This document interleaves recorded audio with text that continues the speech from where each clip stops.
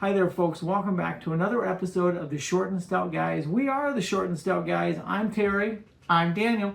Hey, Daniel, do you ever get tired of going out and looking at Halloween-themed merchandise? Absolutely not. From July 5th all the way to October is prime Halloween merch season.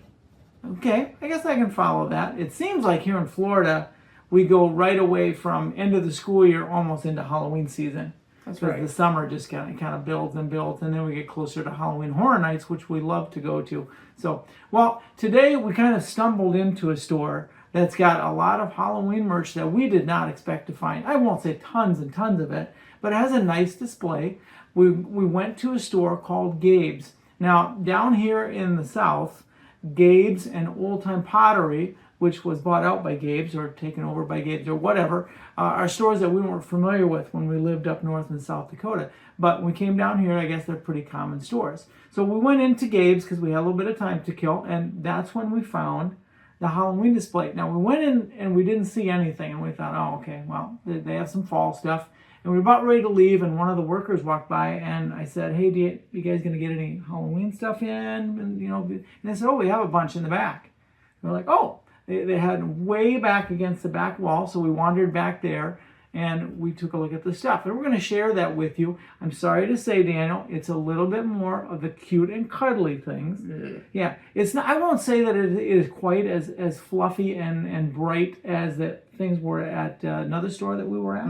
But I would say it's still a little bit more on the lighter side of Halloween. I don't like the gross stuff, and this is pretty a little more traditional Halloween, but maybe still on the little lighter and nicer side. Well, anyway, we'll take a look, and then we'll talk about it on the other side.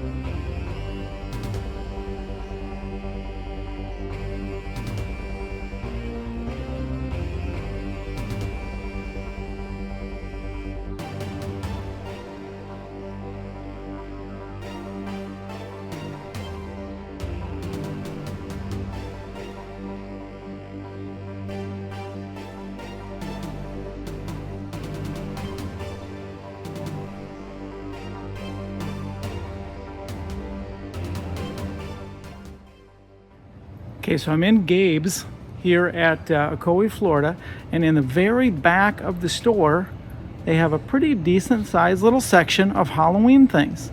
They've got a rack of costumes, and every costume I looked at was $7.99. So a variety of costumes there. They have some really kind of cool ceramic things, the poison jars and pumpkins and all kinds of cookie jars, things like that. Then they have some wooden things, and I'll go through prices with the pictures in just a little bit. They have a really nice wooden 3-stack pumpkin up on top. I think that was $24.99. And some other really nice decorations up on top as well, and I'll show you the prices a little bit later on. A really nice selection of things, and the prices seem actually pretty affordable. So way to go, Gabe's. Some of them are still old-time pottery items, but some of them are also without the old-time pottery label. The pumpkins over here appear to be hand-painted. I don't know that that's the case, but they look like they're hand-painted. And they're about a 12-inch pumpkin or so. But we'll go through some of the prices and individual things in just a little bit.